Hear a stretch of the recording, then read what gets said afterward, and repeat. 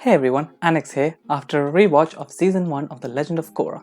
The first time I watched this show, I just binge-watched it, trying to get in as much of that Avatar world as possible. I think I watched all 4 seasons in like 6 days. But this time I took it much slower, 2 or 3 episodes per day, and I feel like I'm ready to do a proper review of the show. But you're probably quite a busy person, things to do, places to be, so this is going to be a quick one, 30 seconds per episode for each episode in Season 1. I'm going to do this style of video for all the seasons of both shows, plus a special video in this style to discuss Season 2 of The Legend of Korra. If you've seen it, you'll know why. And then if there's even more to discuss, then I can make more in-depth reviews of the show like I do with other reviews on my channel. I've already made a non-spoiler video discussing the show in depth here, check that out if you haven't already. Without further ado, Episode 1. Welcome to Republic City. The new Avatar Korra has mastered water, earth and firebending. She is instructed to stay at the South Pole under the protection of the White Lotus. But she sneaks away to Republic City to learn airbending. She gets up to some trouble in the city, but Tenzin, Aang's son, agrees to let her stay and train her. So I first watched the show a couple days after finishing Avatar, and it was a bit of a shock to be told that most of my favourite characters were now dead. But this time I could watch it without that baggage. Korra has a good introduction here. She's definitely not Aang. She is much more actiony and reckless and headstrong, but also lovable and a good person, and all of this is shown through actions, not words. That's good characterization. The animation is also so much better than Avatar, and the action looks incredible too. But I'm not a fan of the whole 1920 Americanness of Republic City. It lacks the uniqueness that you see in Avatar. Episode 2. Leaf in the Wind. Korra is struggling to pick up airbending because it is the opposite of her personality. She sneaks away to a pro-bending tournament against Tenzin's wishes and meets brothers Mako and Bolin. She joins their pro-bending team and starts to learn the lessons of airbending in the process. This was a fun episode. Pro-bending is really cool. I'm okay with the new MMA style of bending. It hasn't forgotten its roots, it's just an evolution of the old styles. Bolin is a good character. He's so relatable and charming and funny. But I'm not a fan of Mako. His moody, pretty boy attitude is annoying already, and I'm not looking forward to the love triangle storyline I know is coming up. It's really cool to see the Avatar learning airbending too, because that's something we didn't see at all with Aang. But I know that we don't see much more of it in the rest of the season, which is disappointing. The Korra-Tenzin relationship has a beautiful start here too. Episode 3. The Revelation. Bolin gets kidnapped by Equalists, led by Amon, who wants to get rid of benders. Mako and Korra infiltrate their meeting where they discover Amon has the power to take away bending. They rescue Bolin and barely escape. Every great heroine needs a great villain, and so we have Amon. This is a strong opener for the villain of the season. He's terrifying and mysterious and insanely powerful. Since Korra is already shown to be a strong avatar, this is a perfect matchup. His motivations are really understandable too, because of course the benders are at an obvious advantage in this world, which isn't fair at all. The Korra and Mako relationship is nicely explored here too, and there is a good solid start to a nice romance, but I wish they had just remained friends, knowing what's coming later. Episode 4. The Voice in the Night. Asami, the daughter of a rich businessman, and Mako meet and start dating. Korra joins Councilman Tarlok's task force and challenges Amon to a fight. She is bested, but Amon doesn't take away her bending. She's left shaken and terrified by the encounter. This is my favorite episode so far. It demonstrates perfectly all of Korra's weaknesses. Her entire identity is wrapped up in her ability to bend the elements, so Amon's ability to take bending away is the perfect foil to trigger her character growth. Seeing Korra cry at the end because she's so scared of Amon, that hit me hard. But I think that scene cut too abruptly. A couple more minutes of her talking to Tenzin would have been nice. Tarlok is another great, smaller villain that I loved watching and hating. Asami has a good intro here, but there's not much there to get excited about yet. Fun fact, she's played by the same actress that played Princess Yue in that movie that didn't happen. Episode 5. The Spirit of Competition. The Fire Freds are doing well in the tournament, but the romantic rivalries between the team members and Asami start to break their flow. There's a lot of love triangle stuff, but they reconcile it at the end to advance to the finals. Forget about Quidditch, I want to play a pro-bending match. I don't know which element I would bend though. Is that like a video game version of this I could play? Okay, I'm stalling and time is running out. Except for the awesomely choreographed pro-bending fights, I didn't really like this episode. To make the love triangle storyline worse, they add my boy Bolin into the mix, and then they make him cry. It was too cruel. At the end, it seems like the romance confusion is over and everything is resolved, but I know it's not and that annoys me. The next episode is awesome though. Episode 6. And the winner is... Amon demands the pro-bending tournament to be cancelled. The city refuses. The Firefreds play but lose due to the other team cheating. The Equalists attack and destroy the arena. Amon takes away more people's bending as a warning to the others. I thought the pro-bending would be the highlight of this episode, but no, the second half was awesome. The fights are so well choreographed in this show. Benders versus non-benders is surprisingly evenly matched. A bit too even in my opinion, but I guess the Equalists have technology on their side as well. The finale of the tournament was so unfair and it wasn't what I was expecting, but I guess it further showed Amon's point about benders, and I found myself agreeing with him. Lin Beifong has some good development here too. She takes after her mother so much, and I dig it. Episode 7. The Aftermath. Asami takes in Bolin and Mako to live with her after the tournament. KORRA and Asami start to bond. KORRA discovers Mr. Sato, Asami's father, is working with the Equalist. The police attempt to arrest him, but he attacks the team and they barely escape. This was a lot, but first things first. In this episode, you get a lot more development for Asami, and I really started to like her, except for that very cliche bit in the middle when they all think KORRA is wrong and they all hate her, but they move past that quickly, and she was great at the end. The Asami and KORRA friendship blossoms here well too. Also, the Equalists have mech suits made of platinum. That's awesome, and it completely negates the power disparity that I mentioned in the earlier episode. Overall, this was a good episode that ramps up the tension really well. Episode 8. When Extremes Meet.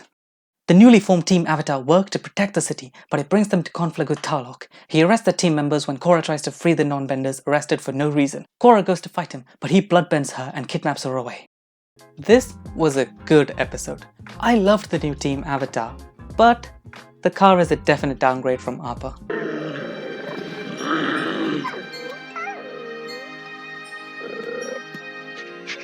This show has really grown up with the audience. Seeing the way Tarlok treats the non-benders is sadly too realistic. Also, I really liked that scene because it was interesting seeing KORRA have to deal with a situation where you can't just punch your way out of it, and being the Avatar is a meaningless title. One more thing, the show looks amazing. That fight with Tarlok was so beautifully lit with the waterfall coming in the background, and the creepy bloodbending is back. Episode 9. Out of the Past. The kidnapped KORRA has visions of Aang dealing with a powerful bloodbender, while Tenzin, Lin and Team Avatar search for her.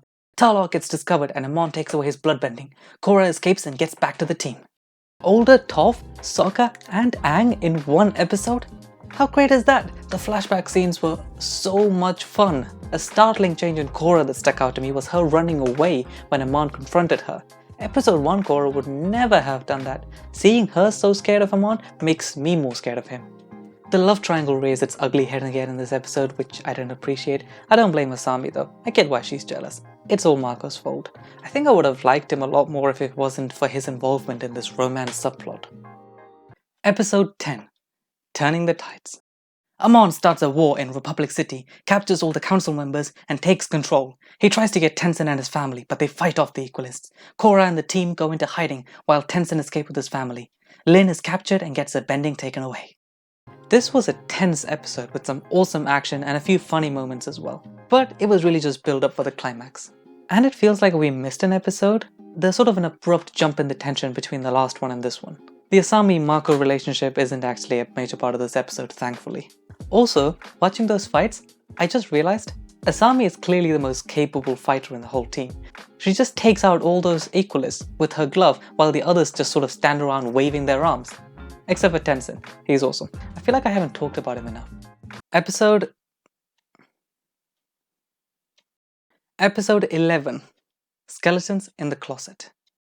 The team are in hiding. General Iroh tries to liberate the city, but he is defeated by the Equalist planes. Bolin, Asami and Iroh go to take out the planes before the second wave arrives, while KORRA and Mako discover the history of Tarlok and Amon, who is actually Noatok, Tarlok's brother. When I heard Zuko's voice coming out of Iroh, I couldn't stop smiling. He named his grandson Iroh. Isn't that the best thing?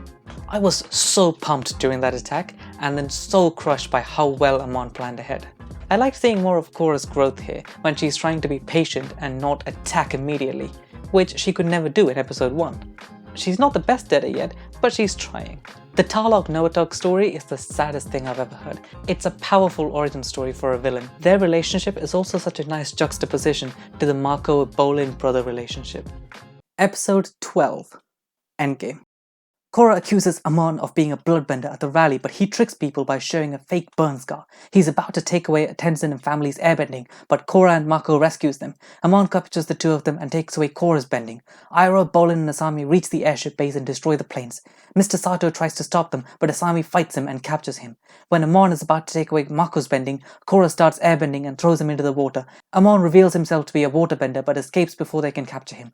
He leaves the city with his brother who blows up the boat, killing both of them. Katara tries to restore KORRA's bending but fails. Aang appears and does it instead. KORRA enters the Avatar state for the first time. KORRA and Mako profess their love for each other, and KORRA returns their bending to Lin. When I said 30 seconds per episode, I sort of lied. I need more time for this one. Let's say a minute or maybe 90 seconds. This episode was a roller coaster. In some ways it was brilliant, but in other ways... The mission with Asami, Bolin and Iroh was pretty exciting but also kind of cliche. I was expecting much more of a fight with way more guards, but it turned out to be surprisingly easy to defeat them. Asami and her father's emotional moment was heartbreaking, and their voice acting carried that scene beautifully. You really are a horrible father. But it could have been stronger if we had seen more of her and her father bonding before he turned evil. Bolin and Asami make a really good team, and there should be way more scenes of the two of them working together and just being good friends. KORRA and Mako vs Amon was also an emotionally powerful part of this episode.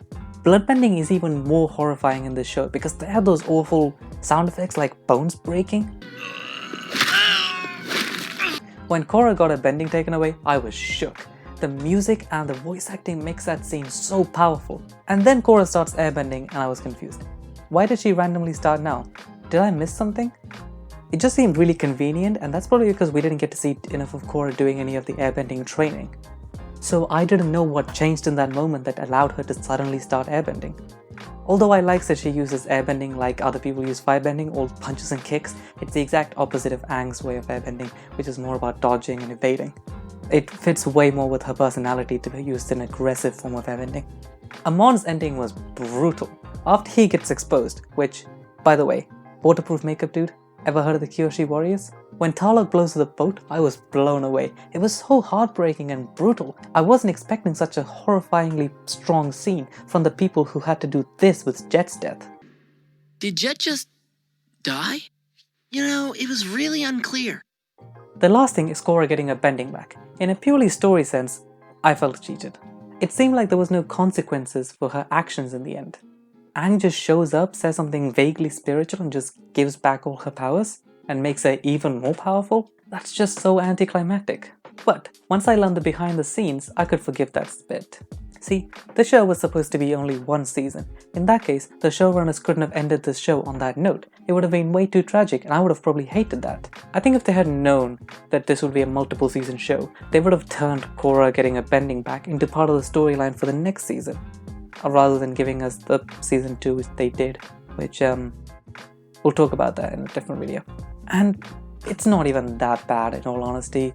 Seeing Aang with the other avatars was awesome, and seeing KORRA go into the avatar state for the first time gave me a good feeling. I think that was more than 2 minutes. Sorry about that.